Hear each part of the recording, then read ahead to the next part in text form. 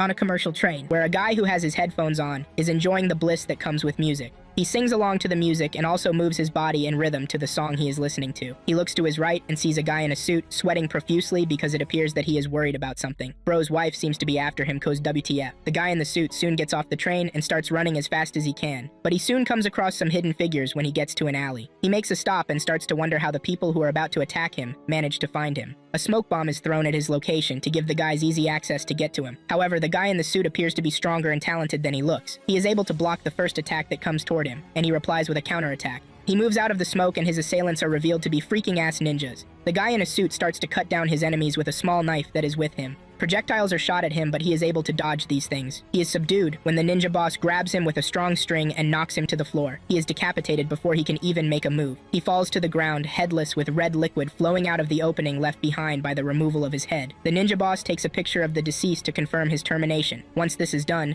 the ninjas take their leave. In the next scene, a guy, Joe Logan, is seen working on his farm. After he is done taking some of the crops, he gets into his truck and drives home. He is working on his motorcycle when a figure appears behind, but he is able to react before the figure can get to him. It turns out that the hidden figure is his son, Kyle, who has a scary mask on. Kyle falls to the ground and wonders how his father knows that he is coming toward him, and his father jokingly says he has eyes in the back of his head. When asked about the type of mask he is putting on, he says the mask is an Oni mask. The Oni are said to be scary demons from Japan, Kyle says. Joe's wife, Sarah, shows up and says Kyle got the mask from a friend of his. Little-ass Kyle wonders if his father will be able to take on the Oni if they have to appear. His father and mother assure him that they will get rid of the demons if that ever has to happen. Sarah then urges the two to come inside and eat dinner. The camera shows a calendar in their home with the 25th marked on it. It appears that this day is Kyle's birthday, and his parents are already preparing for his birthday because it is just a couple of days away. That night, Joe and Sarah see on the news about the man who was terminated in the alley. The reporter lets out a piece of detailed information about how the man was terminated, and this somewhat gets to Joe and his wife. Sarah is about to say something when their son shows up. Kyle assumes that the Oni did it, but Joe carries him and says it is time for him to go to bed. Kyle doesn't want to, but his father scares him by telling him that he will not receive any birthday gift if he refuses to go to sleep. After he has put his son to sleep, Joe uses his cell phone to check the status of the CCTV cameras that he has installed in and around his house. He returns to the sitting room where he finds his wife still worried about the man who was terminated. Joe assures his wife that there is nothing to worry about because they are perfectly hidden and cannot be found. Sarah is worried about the Reaper too, but Joe assures him that the elimination task doesn't seem to be his handiwork because he has always worked alone. Joe assures his wife that everything is just going to be smooth from here on out. A few scenes then show how happily the family is spending their life in hiding. Joe even makes sure to clean his prints anytime he steps out. Soon afterward, Sarah and Joe are in the sitting room when they find out on the news that there has been another attack, and this makes it the fourth one. This has gotten Sarah seriously worried, and it appears that Joe is also worried, but he is not showing any signs of it. It is finally the 25th, which is their son's birthday. They stay outside the house and have a mini party for their son to celebrate his day. Joe plays the guitar and also sings for him to make his son happy. He gets him a new mask as a birthday present, claiming that he likes to see his son in a mask. Sarah takes the mask off and says she prefers seeing Kyle's face without a mask. The trio ends up hugging each other, and they confess their love to each other too. After the party and celebration, Kyle is put to sleep.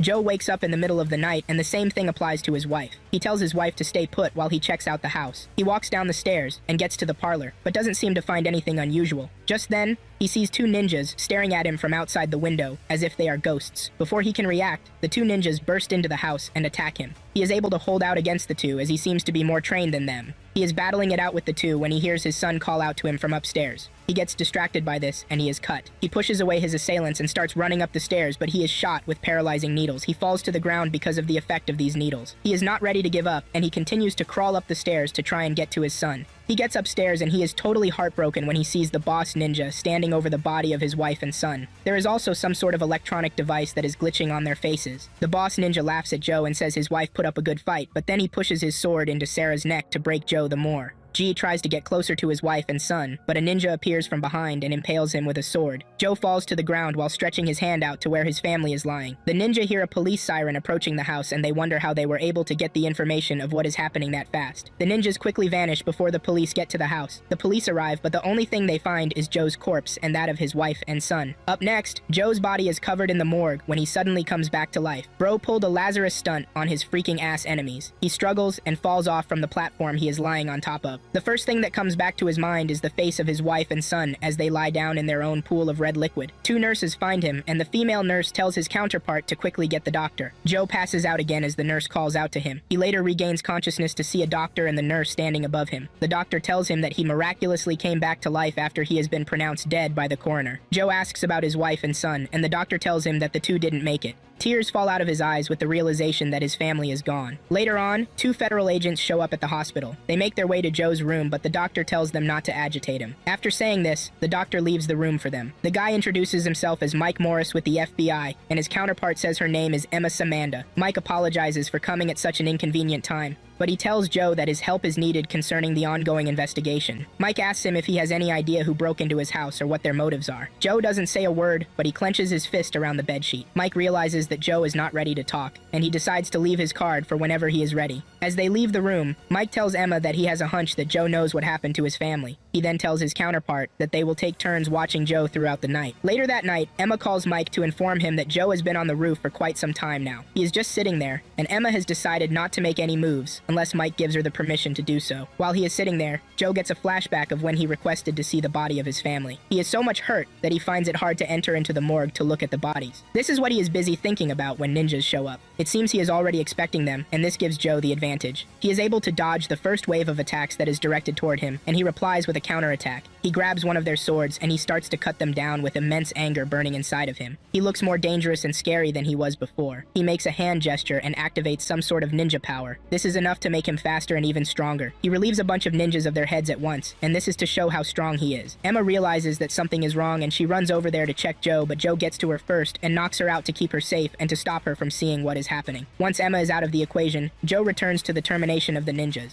He pushes a bunch of ninjas into the elevator and cuts them down. At the same time, Mike arrives at the hospital and starts to wonder why Emma is not picking up her calls. He is left in total shock when he finds a bunch of bodies lying in front of the elevator door. After terminating all the ninjas, Joe is faced with the boss ninja. The boss ninja scoffs and makes fun of Joe, whom he claims is stubborn and doesn't want to die. Joe remembers how the guy terminated his wife, and he wastes no time going after him. He gives the boss no chance at all as he delivers several cuts to his body, like a bag of crappy-ass meat. He disarms the guy and pushes him to the wall as he stabs him multiple times. The boss ninja falls to the ground, and Joe asks him how he was able to find him and his family. The ninja replies that Joe can change his appearance all he wants, but fate will always catch up to him. It turns out Joe has a device masking his true appearance. He takes off the device to reveal his true appearance, and this was the same device that was glitching when his wife and son were killed. Before leaving the hospital, Joe goes to the morgue to check out his wife and son's bodies. After this, Joe heads back to his house. He digs out a box that he has hidden in the walls. The box contains a picture of him and his family, and there is also a red mask inside the box. He looks at the picture, and he remembers all the fun times he had with his family. He leaves everything else inside the house and steps out after pouring gasoline everywhere. He then throws a burning stick into the house, and fire engulfs the entire house. He turns away from the house, puts on the red mask, and puts on his hoodie like a freaking gangster as he walks away with the house burning behind him.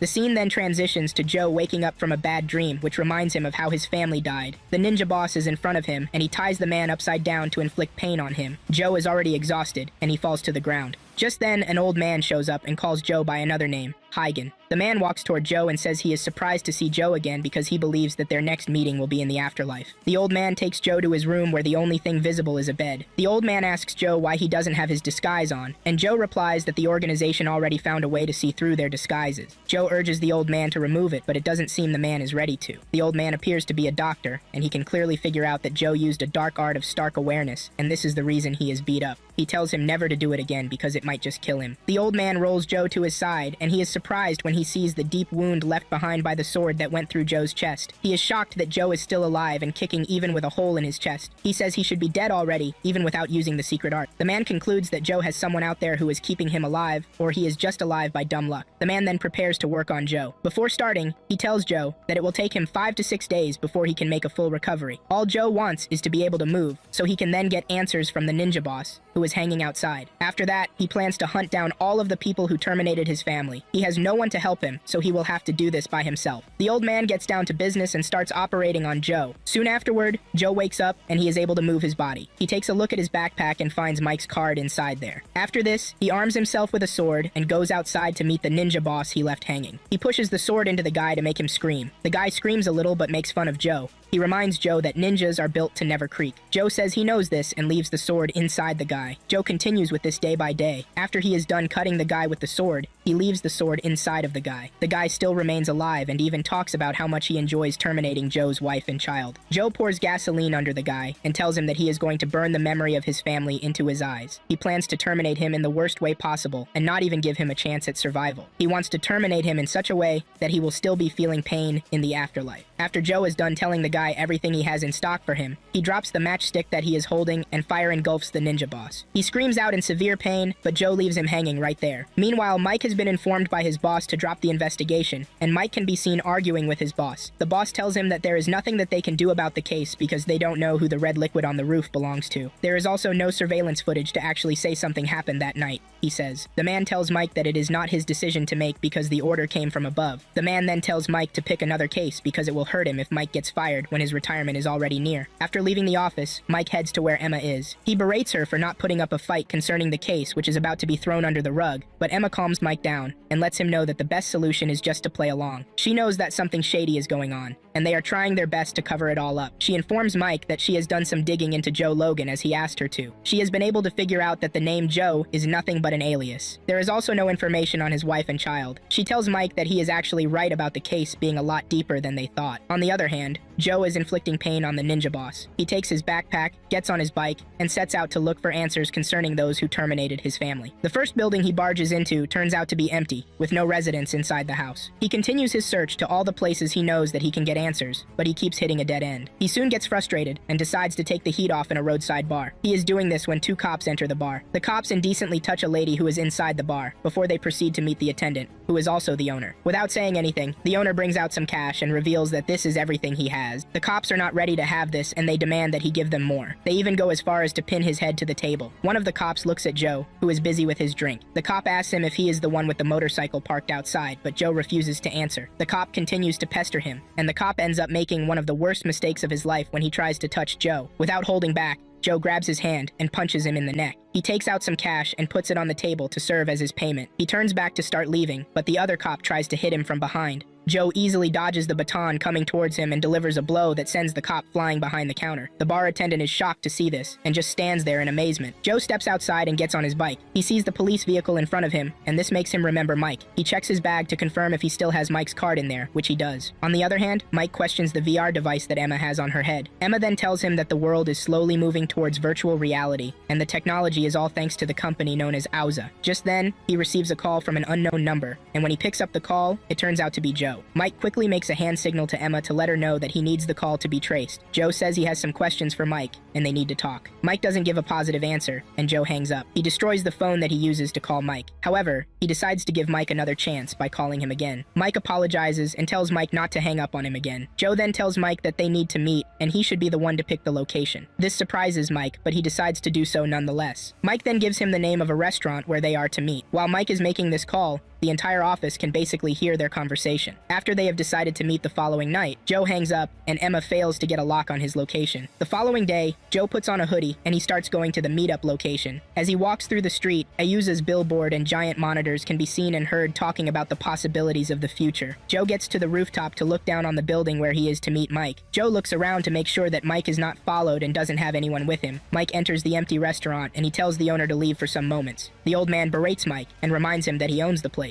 The man tells Mike that the delivery guys will be coming to get the customers' food. He wants Mike to just tell them that the order is on the table and they should make sure that they got the right one. Mike is surprised to find out that the man isn't using drones for his deliveries yet, and the old man uses that to throw a bant at Auza. Joe enters the restaurant with his face covered and the old man stands up to leave. He tells Mike that he will be back in the next 30 minutes, and Mike should be ready to pay for anything that he breaks. After the old man leaves, Mike demands to know if he is talking to the real deal. He wants Joe to show his face, but Joe brings out the card he gave him instead. Mike doesn't seem satisfied with this, but he is forced to accept what he is given when he realizes that Joe can just leave if he wants. However, Mike is surprised that Joe can actually show his face, even though he can be arrested. Joe sits in front of Mike and tells him that he is not there for small talk. He wants to know who is responsible for the serial murders and also if Mike has any leads. He is ready to return the favor by answering anything that Mike asks him. Suddenly, Mike pulls out his gun and points it at Joe. He demands that Joe surrender himself because he is not ready to make him a deal. Mike gets distracted when a delivery guy enters to take a customer's order. The guy doesn't concern himself with what is happening and he just leaves quietly after taking the food. Mike is about to continue talking when another delivery guy shows up to take another order. After the second guy is gone, Mike gets closer to Joe with the intention of arresting him. Just then, another guy enters, and it doesn't seem this guy is the friendly type. The guy is wearing a mask and he stands there, giving off a fearful vibe. Just then, the guy charges toward Mike and Joe with his weapon, but Joe is vigilant and he is able to dodge the guy's attack. A fierce fight breaks out between the two, and Mike finds it hard to pick who he wants to shoot. The guy goes after Mike and tries to terminate him, but Joe manages to get to Mike and push him out of harm's way. The guy activates a ninja technique that lets him become two personalities. To counter this, Joe also uses a technique that gives him 2 extra pairs of arms, making him look like Goro. The fight between the two continues, and it appears that they are evenly matched. Joe gets the better of the guy when he spills fire on him, and then pins him down by throwing his swords into his hands. He ends the guy and his doppelganger by relieving him of his head. After everything is settled, Mike turns to Joe and asks him who he is. Joe simply answers him by revealing that he is a ninja, and the same applies to the guy he just terminated. He uses the masking device to change his appearance so he can see that he is telling the truth. Mike is surprised to hear this because all he has been hearing are rumors about the existence of ninjas. Just then, some armed men pulled up in front of the restaurant. They fire a rocket into the building and run away after doing this. Mike and Joe manage to take cover behind a table. The dust settles, and Mike realizes that Joe is gone already. He takes a look at the cut that the ninja's blade made to his bulletproof vest, and this has him asking questions on what kind of materials the ninjas are using to make their weapons. The more important question is who is making the weapons. An Auza ad showing behind him catches his attention, and he turns back to look at the giant monitor displaying the ad. Later on, an old man, who appears to be the leader of the ninjas, is informed that the assassination attempt on Joe has failed yet again and he is still alive. The man then raises his head and calls Joe by the name that he is known as, which is Heigen. Soon afterward, a crappy-ass psychotic ninja joins the league of those hunting Heigen, trying to wipe him off the face of the earth. He is a man with no shame, and he relies on machines to do his dirty work for him. He is following instructions from the leader of the ninjas, Yamaji. All exiled ninjas are to be terminated according to Yamaji. They want Heigen gone, but at the same time, they want to uncover his deadly-ass secret technique. In the next scene, one of the exiled ninjas is seen going against a seemingly dangerous ninja, Zai. The exiled ninja seems to be confident that he is going to take down Zai, using his deadly technique. He dashes towards Zai with the wind technique, and after he is done,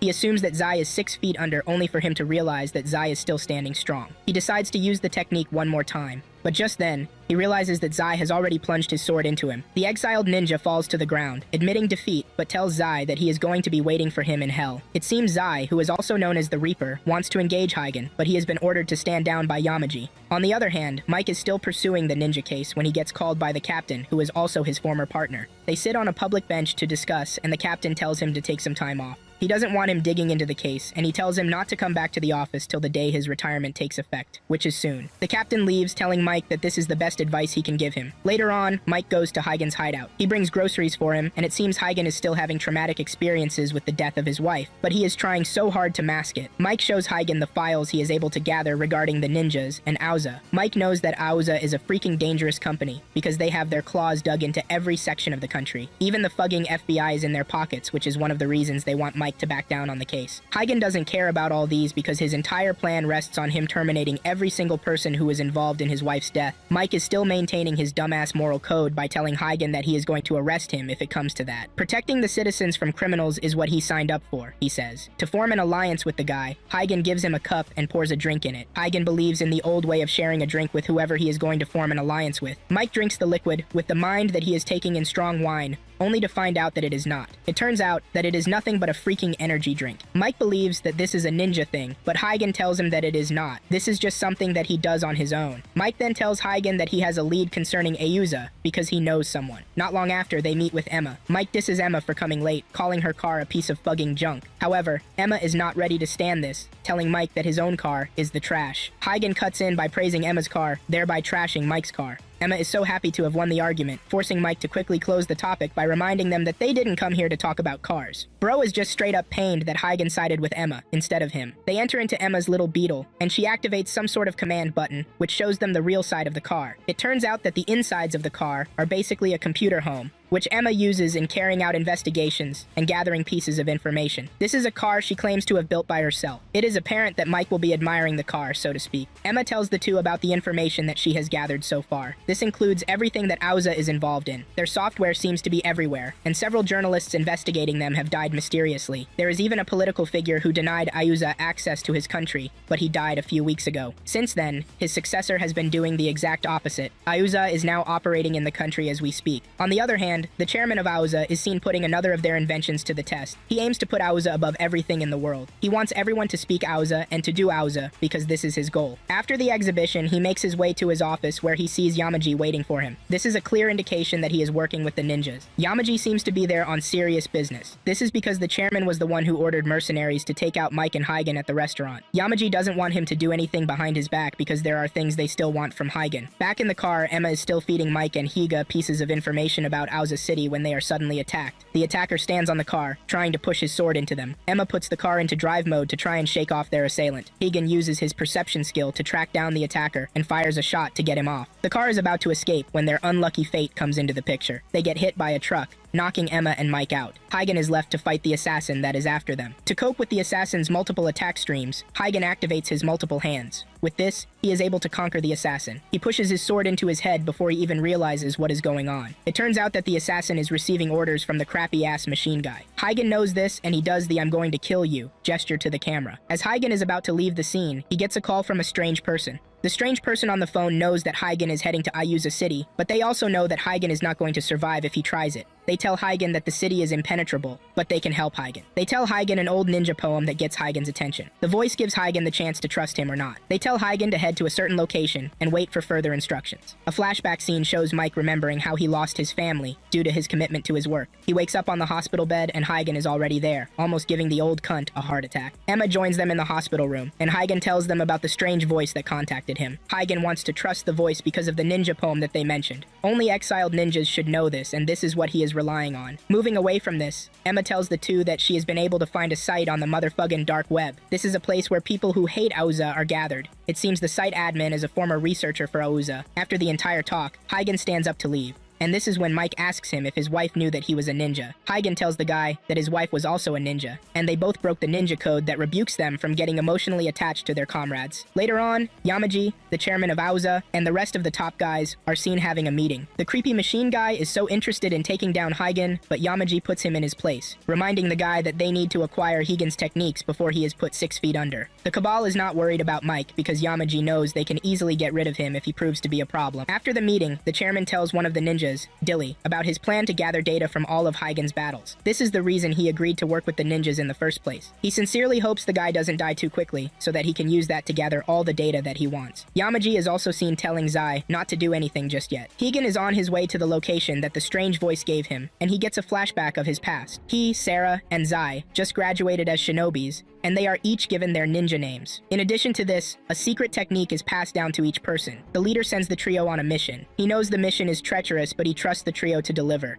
Hygen and Zai seem to be best of friends back then, but only fate knows what happened to them. While on the mission, Sarah gets shot, but Hygen manages to get her out. She passes out, but Hygen resurrects her. Sarah doesn't want to live, and she tries ending herself, but Hygen is there to stop her foolish act. Sarah wants the guy to continue the mission, but he says no. She reminds him that they are not allowed to emotionally get attached, but Hygen lets the lady know that it is too late. He has been in love with Sarah since the first time that he saw her. It is at this moment that the two share their first kiss, and thus break the ninja code. Hygen manages to keep Sarah alive, and when Zai finally finds them, he is shocked at the position he finds the two lovebirds. Now in the present day, Mike tries calling Hygen, but he is not picking up. He wonders where the dumbass put his cell because he is heading to their contact to talk to him. Just then, he gets a call from his former partner, asking him why he didn't come in. He reminds the guy that he is only going to come in on his retirement day. Mike wonders if nothing ever gets past this asshole. Mike and Emma meet up to track down the lead that they have. Meanwhile, Hygen is at the location where the voice told him to stay. He gets a call from the voice, letting him know how the security system of the city works. Every person entering the city goes through a database search, and whoever is not qualified is sent back. Anyone who refuses is fired upon without hesitation. There is also a dome that covers the city, which allows only air and rain to enter. Entering from the underground also sounds impossible because there are sensors down there. However, the voice has the schematics of the underground, and this is where they want Hygen to pass through. If he can get past the lasers and all the traps located in his path,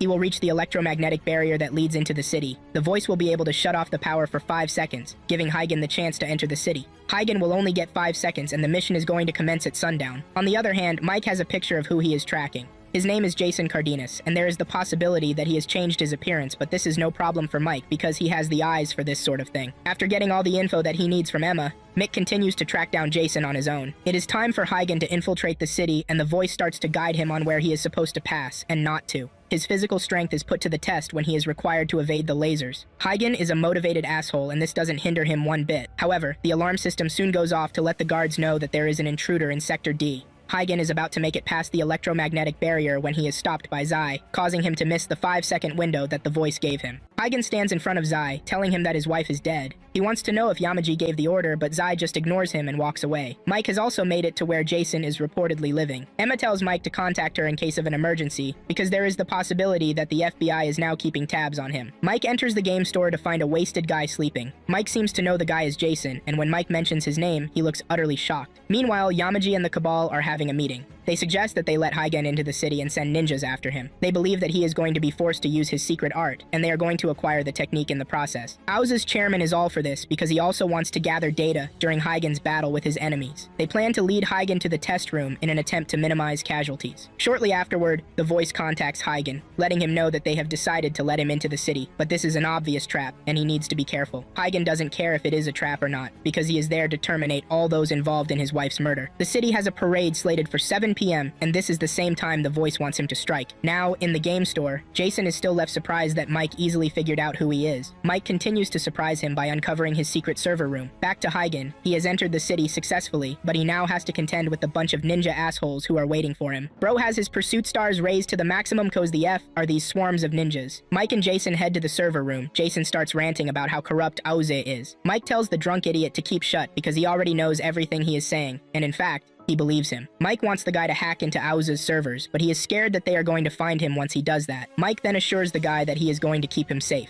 In Aoza City, Hygen is battling the ninjas furiously, cutting down all those in his way. Hygen uses his sword, dagger, shuriken, and every other thing in his possession to make sure that no one stops him. Jason is seriously trying to get into Aoza's servers, but he keeps failing. However, he is able to get through to a folder that contains the names of their operatives and spies. Mike is surprised when he sees Emma's name there, but he wants to believe that this is another Emma. Just then, the alarm goes off, letting them know that mercenaries are around to unalive them. Mike manages to distract the assassins with the use of a video game. Under the cover of gunfire, Mike and Jason make it to the car and drive off, but the mercenaries chase after them. Hygen is still facing a life-and-death situation while trying to go deeper into Aoza, but the dude doesn't know that all of this is just a data mining operation. Mike tries to reach Emma, but her line is not connecting. The Aoza mercenaries are also hot on their tail. Mike's piece of trash that he calls a car cannot run fast enough, making it easy for the mercenaries to catch up to them. Mike tells Jason to step on the brakes, which gives him the angle to take down some of the mercenaries. Mike has his head out in the car with bullets flying around, but not a single one touches him, thanks to his strong plot armor. Things soon go sideways when their car hits one of the mercenaries' cars, causing it to flip over. They crash into the bush and they get knocked out. Continuing with Hygen, he finally makes it to the test room where he sees a bunch of ninjas wearing mechanized suits waiting for him. They call this the end of the line for him because there is no way he is making it out. Just then, Hygen sees a plane flying by and Yamaji is on it.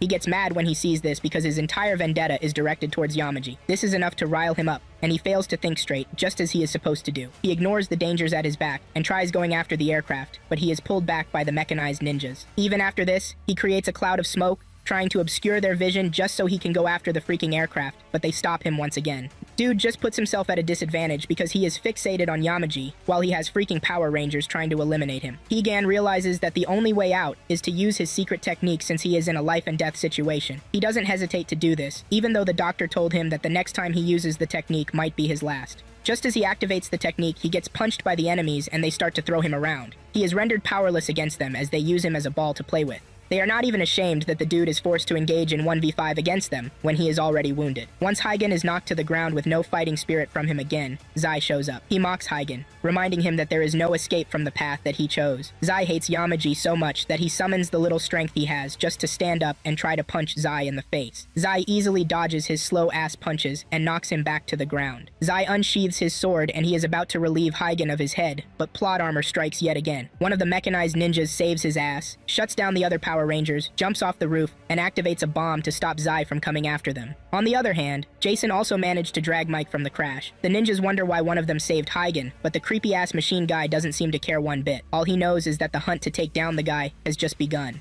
Yamaji then sends out instructions to all their sleeper agents to find Hygen and unalive him. When Hygen finally wakes up, he finds himself in a tube, and his savior shows themselves. They take off the mask, and it turns out to be Emma, leaving Hygen totally shocked. Emma explains to the guy that they were sent to uncover the secret of his technique by Yamaji. This is the reason Emma approached Hygen under the guise of an FBI agent. Hygen asks if Mike knows about this, but Emma says no. It turns out that Emma is also the strange voice that has been helping Hygen. She was trying to help Hygen get his revenge. She was working for the ninjas while trying to betray them at the same time. Hygen wants to know why, and she tells him that she has her own personal reasons. Emma tells him that he has no chance against the mechanized ninjas because of their powerful suits. In addition, his secret art is not going to help him, but Emma seems to have a solution to his problem. She brings out a red suit that she was able to steal from the ninjas. It turns out that the suit is due for testing, but she managed to steal without them knowing. Meanwhile, the search for Emma and Hygen continues. This is known as the Gusoku gear, and it is designed to optimize the ninja fighting skills that have been in freaking record for over 600 years. Emma is trying to program the suit to fit Hygen's body and allow him to effectively use it. Later on, Mike wakes up to see Jason beside. He should be the one protecting the drunk cunt, but it is the other way around. It turns out that Mike has been out for 10 days already.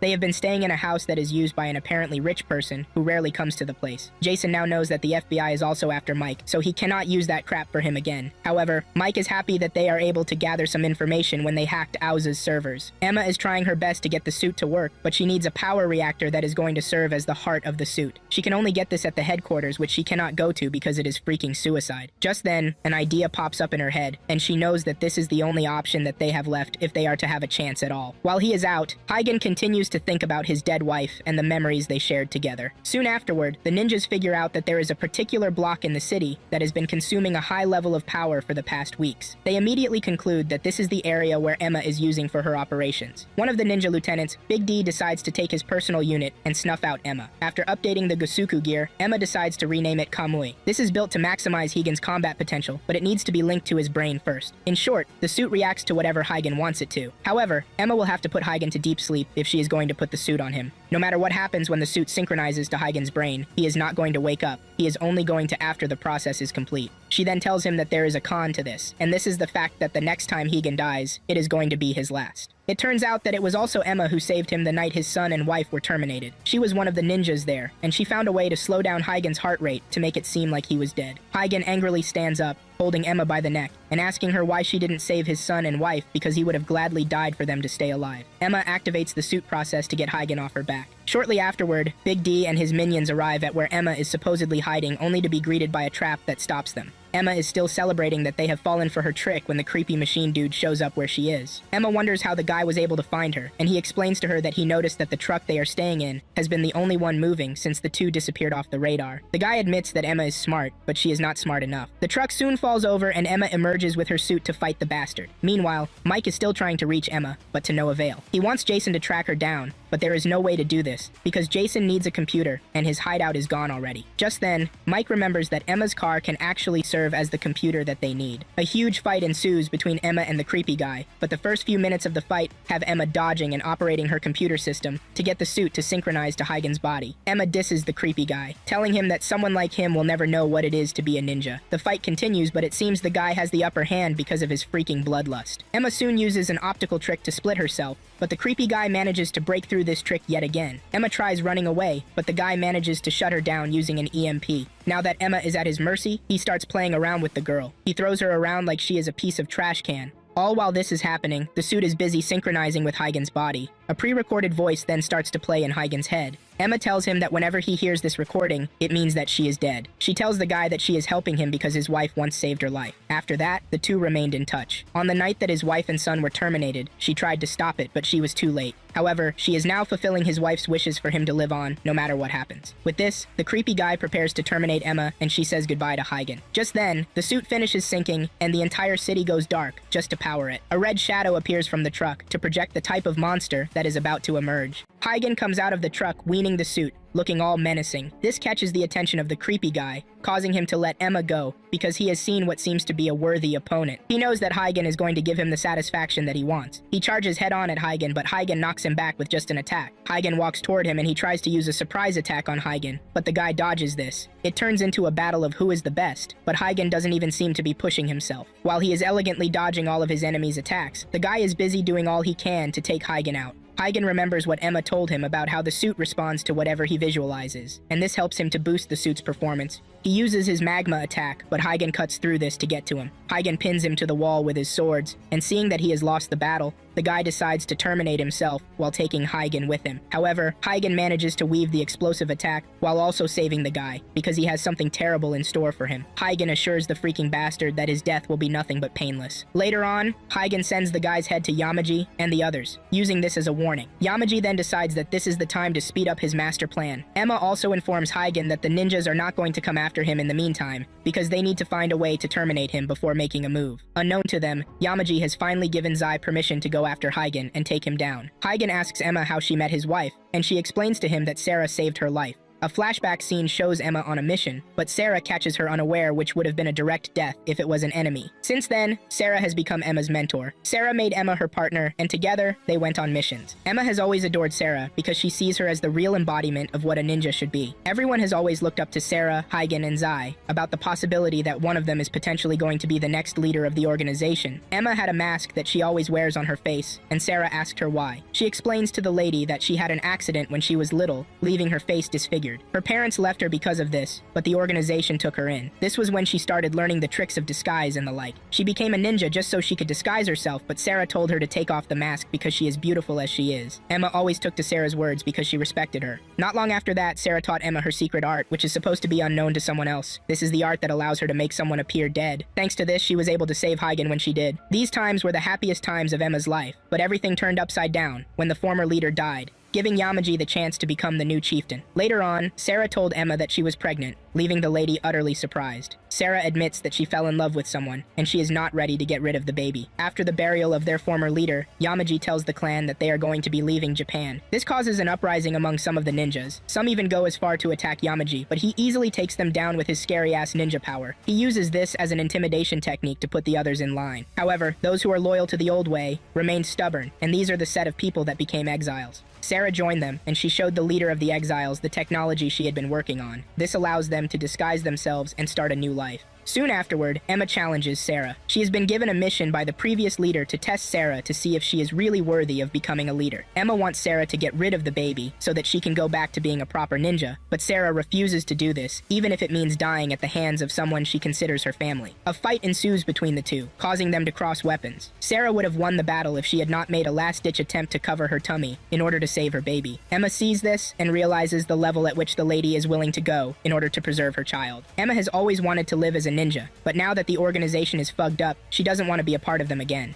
She believes that the organization has lost the purpose to which she believes in. She then decides to terminate herself instead, but Sarah stops her from going through with this. Sarah tells Emma that the baby has given her a new purpose and a sense of responsibility that she lacked before. She then begs Emma to live on because she has always considered her as part of her family. This is the reason Emma stayed behind in the organization, to keep track of whatever bullshit they are cooking. After this, she and Sarah kept in touch, and Emma continued acting as a watcher for the family. Sarah always told her how hard it is to raise a family, and she even believes that it is harder than being a ninja. Emma then tells Hygen about the secret sinister plan that Yamaji has been cooking behind closed doors. Up next, the chairman of AUSA, Joseph Evans, showcases the top government officials about the energy core reactors. He assures them that this is going to sustain the entire population, and he wants the government to approve this so that they can fast-track their plans. Emma tells Hygen that part of Yamaji's plan is to give AUSA the ninjas as muscle. This will allow them to take over countries from the inside out. Emma is glad to have stayed on the inside, where she is able to observe all of these. Meanwhile, Jason and Mike are still trying to figure out what they are going to do about AUSA.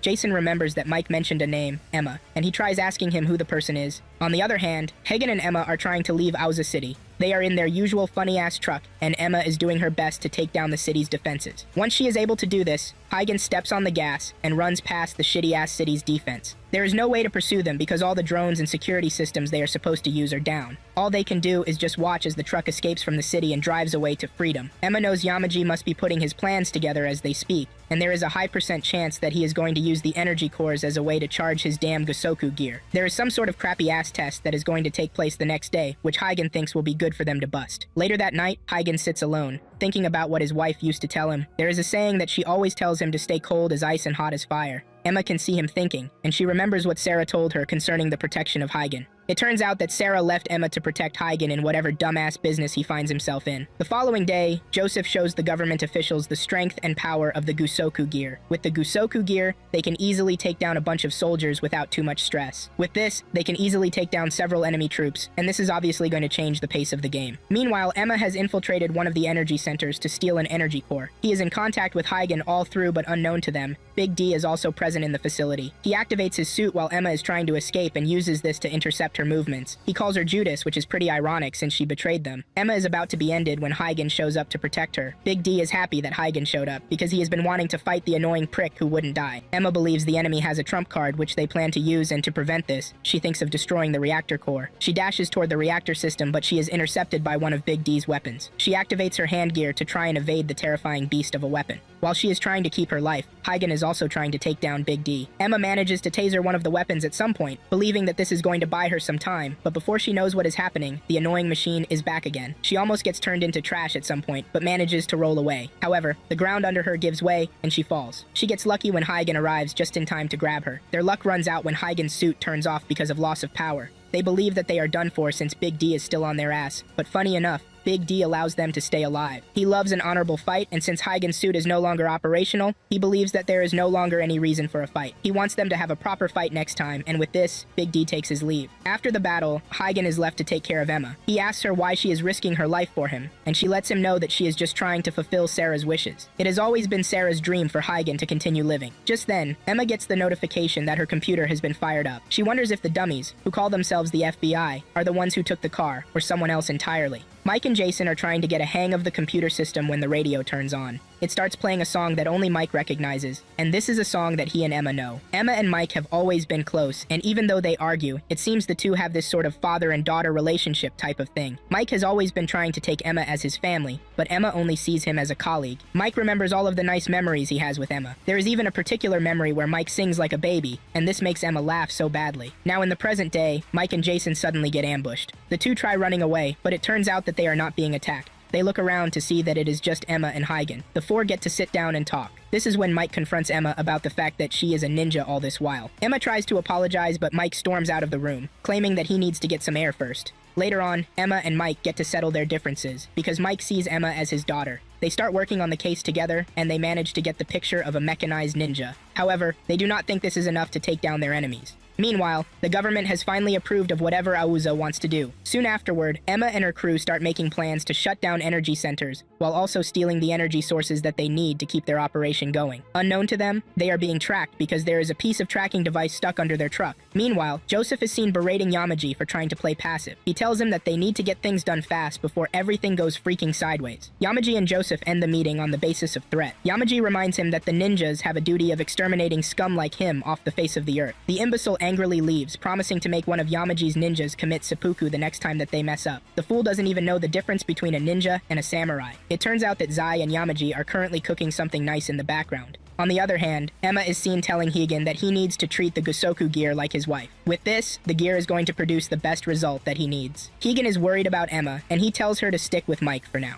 She has done a lot after all, and he cannot ask her to do more. Emma refuses to do this because she has a duty to uphold when it comes to Hygen. Just then, the freaking weirdo, who calls himself Jason, enters the room with a plate of food. He intentionally does it this way, so that they can eat together on one plate. It seems Joseph is having issues with the Secretary of Defense because the man is getting skeptical about whatever Joseph has going on. Joseph is forced to shout at the annoying politician that he is the only one trying to change the world. He asks Dilly where Big D is, and she tells him that the fashion freak is having his hair done. Joseph calls Big D, but he refuses to pick up the call. No one interrupts him whenever he is getting his haircut because this is elegance at the best. In addition to this, he already knows what Joseph wants him to do, and he can only get down to this when he is done cutting his hair. Joseph angrily throws away his earpiece, but Dilly picks it up for him, telling him to calm the fug down. Later on, Zai sees Joseph at the Gusoku storage center, and when he asks one of the staff what Joseph came to do, Zai is informed that the guy came to personally check Big D's Gusoku gear to make sure that it is running perfectly. This is the first time that Big D is going to do this, leaving Zai totally surprised. Meanwhile, Emma has been able to locate a functional satellite that seems to control everything that Auza has. If they can get their hands on this, it is going to be game over for Auza. Shortly afterward, Big D finishes up his hair, and with this, he can now get to whatever it is that Joseph wants him to do. He gets a call from the department that his gear is now fully operational, and Big D cannot, but talk about how this is the perfect timing. Higan and the team are having their things sorted out when Big D graces them with his menacing presence. This throws the entire team into panic mode. There are also Ayuza mercenaries who accompany Big D. Mike asks Emma if there are weapons that he can use, and she tells him yes. She points him in the right direction so that she and Jason can continue working on the computer. It is down to another round of fight between Buckethead and Higan. Big D hopes that this time is going to be different, and he wants a fight of pure elegance from the guy. The mercenaries fire at Emma's computer car, but she uses 3 robots to block the bullets. She believes that this is going to give her some more time. The mercenaries are about to use a rocket launcher on the car, but Mike is there to stop them with a Gatling gun. Emma realizes that she needs to get out there and help. She leaves the 4-eyed weirdo to continue whatever it is that they are doing. Higan and Big are seriously battling it out like traditional fighters do. Emma has joined Mike, but there are a bunch of mercenaries coming to hunt them down. Mike wonders if Emma is ever going to listen to him about staying out of danger, but there is no chance that it is going to happen. As the fight continues, a sniper gets the fix on Mike. He gets shot, and he falls. Emma starts crying and screaming for him to wake up because she is not ready to lose the old cunt. A flashback scene shows Mike begging Higan to keep Emma safe in case he dies. Higan lets him know that the only way all of these can end is when he terminates all of the ninjas. With this, Emma is going to have the best life that she deserves. Now in the present day, Mike gets back on his feet, and it turns out that he is lucky. The bullet hit the bulletproof vest, thus preserving his life. Mike wastes no time in returning to action again. He and Emma start taking down the mercenaries while fighting side by side. As they do this, they make sure to cover each other's backs and prevent any form of sneaky attacks. On the other hand, Big D leaves himself open, giving Higan the chance to push his joined swords into him. The impaled bastard doesn't even feel the pain, but instead praises Higan for an outstanding fight. He agrees that he and Higan had an elegant battle against each other, which makes it fun. Emma joins them on the scene, and Big D asks her why she betrayed them. Emma then tells the guy that she is only fighting for what she believes in. Big accepts the answer, even though it is a bitter truth to swallow. Big D then tells Higan to finish him off, and just as he gets closer to him, Big D's suit starts to glow. It turns out that Joseph has messed with the reactor so that it can self-destruct. This is the biggest dishonorable act that Big D has ever seen. Big then uses the last of his powered suit to protect Higan, because he obviously needs him alive to get rid of Joseph. Emma is left open to the nuclear explosion that is about to happen. Mike starts rushing towards Emma, but Emma uses her robots to take him down and shield him from the explosion that is about to happen. The explosion goes off, but Joseph doesn't seem happy because he planned to eliminate all of them at once. When the dust clears, Higan and Mike are safe, but Emma is about to die. Nonetheless, she is happy that Mike is alive. She then uses this opportunity to show Mike what her true face looks like, but Mike sees her just as the same. As she is about to give up the ghost, she remembers some of the nice memories she had with Mike while alive. Emma dies with a smile on her face to show that she also considered Mike as her family. While burying Emma, Mike swears to tear down Auza for ripping his heart out the way they just did. Higan, Mike, and Jason seem to be finally ready to do whatever it takes to take down the evil organization. A flashback scene shows Zai suffering at the hands of child traffickers when a squad of ninjas led by Yamaji shows up to terminate the evil men. Zai is already broken from everything that he has gone through. He takes a sword and repeatedly cuts the corpse of the evil man he resents. As if the young boy is going crazy already, he charges at the man who just saved him and tries to hurt Yamaji. Yamaji lifts him up like tissue, and even though the boy stabs him in the hand, he doesn't feel it. Yamaji realizes that Zai has a fighting spirit, and he tells him to come with him. Yamaji takes Zai to the house of the ninjas. Higan and Sarah are already students at this place when Zai finally joins them. Now in the present day, Zai's Gusoku suit is ready, and he is finally ready to take on Higan. On the other hand, Higan and Mike want to find a way to make sure that Emma finds peace. Higan plans to take Yamaji out because he is at the center of all these, while Mike wants to destroy the entire system called Auza. They plan to leak certain files to the media to show everyone Auza's true colors. Just then, Jason calls on the two to let them know that they have a problem. There is data that should be useful for them, but it seems to be locked by Emma. He is going to need time if he is going to solve the annoying puzzle behind the data storage. Nonetheless, Mike is glad that Emma passed the file directly to the guy. As if they do not have enough problems on their hands already, they watch the news as they are branded terrorists who need to be apprehended. Joseph and Mr. Secretary come up with this genius plan to get rid of their pesky little problem. Since this is already out of the way, Joseph wants them to continue working together to achieve all they want. However, the secretary is not ready to rush things this time around. He wants to really know if the power plants are safe, as Joseph claimed before they go further. Joseph almost has a mental breakdown when Dilly comes to tell him that their server was hacked, and it seems some vital information has been stolen. Joseph is frustrated, and he wonders if anything can just go the way he wants. Mike and his team are thinking of the way forward because their enemies just use the media against them, and this is what they were planning to do instead. Even with all these, Mike maintains his steeze and composure. He tells Jason to keep working on the encryption while he puts together a plan. He leaves the truck to get something done, and after his departure, a crow arrives with a dual message from Zai. This is a ninja code, and he needs to abide by it. A flashback reveals that Zai has always been the aggressive one. He even beats up his opponents while they are on the ground. Hygen is against this, but Zai doesn't care. To settle their differences, Sarah suggests that they fight. The two agree to this option, but in the end, the fight comes out a draw. Zai is someone who doesn't take his training as a joke. He is always training, and Sarah also notices that he has an affinity for crows. After the trio passes their tests to come out at the top of their class, the trio is sent on a mission. They manage to get what they came for, but on their way out, they realize that they have been cornered by multiple armed men. Sarah and Hygen are still looking for a passive way out of the problem when Zai foolishly charges toward the enemies all by himself. He takes down multiple enemies all alone, and just when he is about to be overpowered, Hygen and Sarah show up to save his stupid ass. Together, the trio takes down their enemies as if they are nothing. Meanwhile, Yamaji reports himself to the clan leader. It turns out that he intentionally sent the trio out on a tough mission to see how far they can go. Since they are looking for the strongest soldiers, this is his way of testing them, the old freak says. After the trio returns from the mission, they become closer because of the friendship they now share on the battlefield. Zai tells his friends that it was crows that fed him when he almost died, and this is the reason he is close to them. His parents left him to die, and the crows were the ones who saved his fucking life. Only crows have been covering his back, and for the two to have done it in battle, it appeared new to him. With this, the trio makes a pact to always be together. However, when he later found out about the pregnancy, Zai felt betrayed.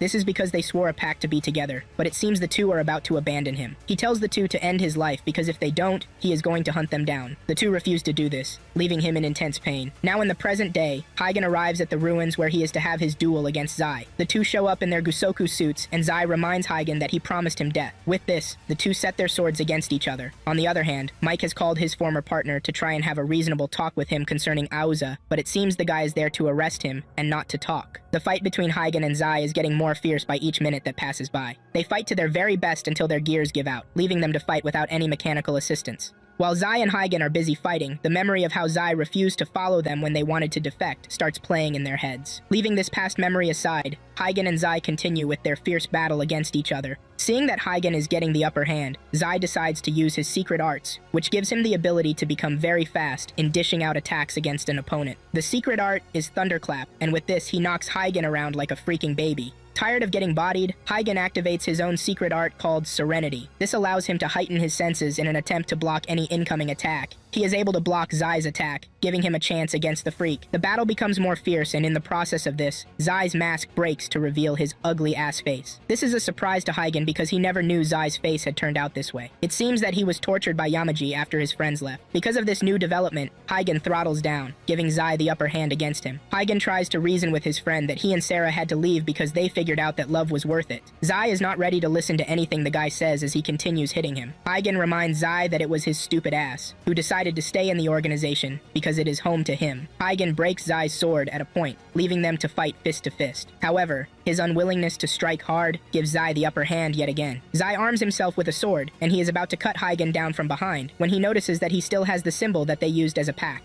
Instead of pushing the sword into Hygen's heart, he pushes it into his left upper body. Hygen manages to stand up with the sword in his body and deals a powerful blow to knock Zai to the wall. Hygen then tells him what Sarah once said. She believed that Zai would come for them one day, but she would make him spare their son. Zai no longer has the strength to fight, and he falls to the ground. With this, Hygen wins the battle. On the other hand, Mike returns to the truck to find out that Hygen has gone to fight a freaking duel. Jason hasn't been able to get his way around the encryption as well. Meanwhile, Joseph is making plans to eliminate Yamaji. His mercenaries have already surrounded Yamaji's place. They launch a full-on assault on Yamaji's residence while Joseph is speaking to him on the phone. With the explosion that occurred, Joseph believes that Yamaji should be dead, but just then, he receives a call from the devil himself. Joseph realizes that he is in deep shit because it is pretty obvious that Yamaji is going to come for him. He quickly arms himself with a pistol kept in his office drawer. In no time, Yamaji and his scary-ass ninjas arrive at Joseph's palace. They take out whoever stands in their way, with no shred of mercy. On the other hand, cops are now chasing Mike and Jason. The two are trying their best to lose the cops on the highway in their slow-ass long truck. In Auza City, all of Joseph's security guards have been terminated. He fearfully runs to the elevator to try and escape. The elevator door opens and someone appears behind Joseph. Out of fear, he shoots before looking, and the person turns out to be Dilly. Dilly tells the dumbass that he would be dead if she wanted him dead. She grabs him in an attempt to take him to safety. Joseph tells Dilly that there is a chopper on the roof to help them, but Dilly lets him know that the chopper is out of commission already. The ninjas are not dumb like he is because they have already taken out his means to escape the building.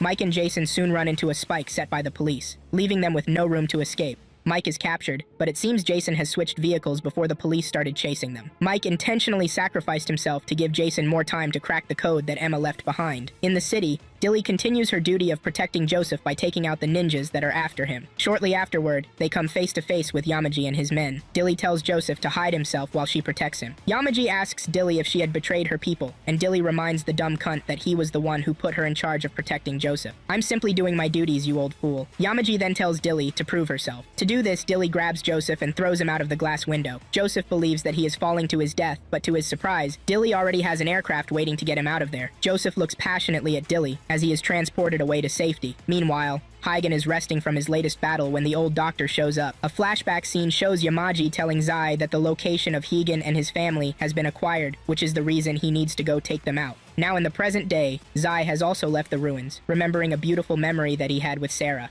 This is enough to get him back to his senses, and realizes that he has been messing up all these while. The old doctor shocks Hygen when he tells him that he is aware that he just used his secret arts. Hygen is wowed by this, wondering how the old man knew. The man then tells him that he is there to tell him everything that has been hidden away from him. The old man transforms and changes into the clan's former chieftain, leaving Hygen totally flabbergasted. On the other hand, Dilly is now battling it out with Yamaji and his people. She has equipped herself with her armor to at least have a chance against the old man. It turns out that Dilly switched sides when she realized that Joseph is a genius, who plans to change the world. Yamaji believes the lady has been listening to Harrant nonsense, but Dilly refuses to fall for whatever Yamaji says. Dilly believes in the change that Joseph brings with him. She angrily uses her strength to punch Yamaji in an attempt to get rid of him, but Yamaji walks out of the dust unharmed. In fact, he is now wearing the perfected version of the Gusoku suit, which he named the Mikado. With just one strike from this powerful suit, Yamaji takes Dilly down. Joseph watches from the sky as his loyal bodyguard is sent to her ancestors. Back to Hygen, he wonders why the old man has been helping him, when all he has done is break the code that he instilled in them. The old man then tells Hygen that he no longer cares about the code, because he now sees it as a shackle to hold down the ninjas. They were once the backbone of Japan's military, but at some point, the country started moving away from them. They started hiring other special forces instead of coming to the ninjas. No matter the technology that the ninjas try to adopt, it just seems that it is not enough. The end seemed near, forcing the old man to start looking for a way out, but he struggled with this. The stupid-ass code is all that the ninjas have. He decides to disguise himself in search of answers, and this is when he finds Sarah. He quickly figured out that Sarah was in love, and not even ready to give up on the love. He warns Sarah that the path she is choosing is going to lead to destruction,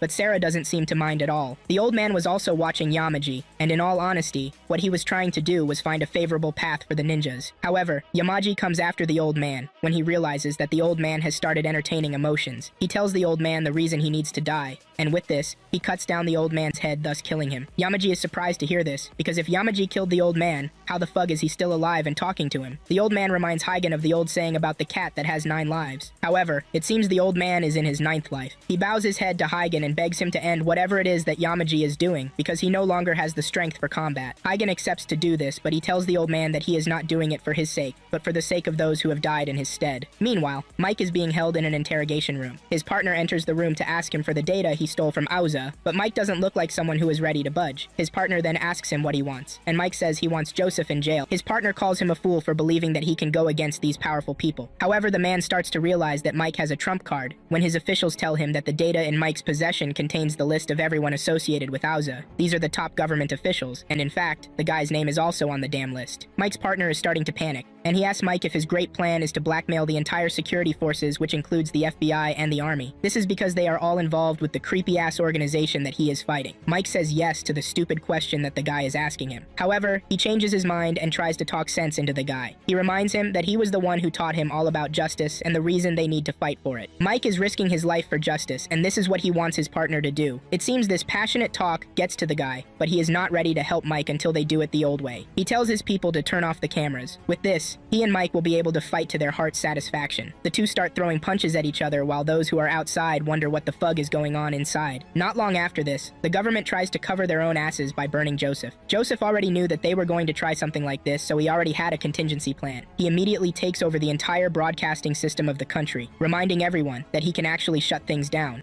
All he needs to do is overload the reactors that now supply everyone with energy, and with this, everything goes kaboom, wiping out humanity. He warns everyone not to make the wrong choice because they are definitely going to regret it. When Mike and his battered partner sees this, Mike doesn't look scared. He believes that Joseph is only using this as a distraction because he is planning to escape. His partner tells him that those at the top are already taking over the investigation. They are hunting the guy down as they speak, and there is the possibility that they are going to terminate him. Mike doesn't want this because he wants the bastard to be caught and punished. As if this is not enough problems already, Yamaji has ordered his ninjas to take all the top government officials as hostages. He wants to take over the country this way, but Hygen is on his way to where Yamaji is to try and stop him. Hygen is the only thorn left in Yamaji's flesh, and once he is able to get rid of him, Yamaji is good to go. Shortly afterward, Mike leaves the office to track Joseph by himself. His partner keeps feeding him all the info that he needs to make his operation successful. Jason contacts Mike and tells him the route that Joseph is planning to escape from. On the other hand, Yamaji tells the government that he has no intentions of taking over the government. He only wants to bring peace to the world. This doesn't seem like peace, the defense secretary says, but Yamaji tries to make his logic clear by telling them that the world is living carefree without control. He aims to put a stop to this with the help of his ninjas. Hygen has made it to where Yamaji and his bike gets destroyed by the missiles fired by the enemies. At the same time, Jason tells Mike that Joseph's satellite is on the move. However, Jason is still tracking the guy, and he is giving Mike every single detail. Joseph arrives at an airfield where he plans to leave the country by riding with a bunch of pigs. As soon as he gets into the plane with the pigs, the plane starts leaving. However, Mike arrives just in time to drive his car into the plane, causing it to flip over and ruin Joseph's escape plan. Joseph jumps out of the plane and starts running away like a headless chicken. Mike chases after him like a rabid dog, and when Joseph's stamina finally runs out, he is tackled to the ground by Mike. Joseph manages to stand up, and he frees himself from Mike's grasp. Joseph plans to overload the reactor using a remote control connected to his smartwatch. Mike tells him to stop, but he goes ahead to press the button anyway. Mike kicks him to the ground, but when Joseph stands up, he realizes that the shit did not work. He tries it once again, but it refuses to work. This is when it dawns on him that his satellite has been hacked. This was all done by Jason, who later got through with it. Joseph is kicked to the ground, but he doesn't look remorseful. In fact, he is confident that he is going to be free anytime soon. His only regret is not terminating Mike when he had the chance. This only upsets Mike because this reminds him of Emma's death. He pounces on the fool and beats him to a pulp. He points his gun to Joseph's head, which scares the shit out of him.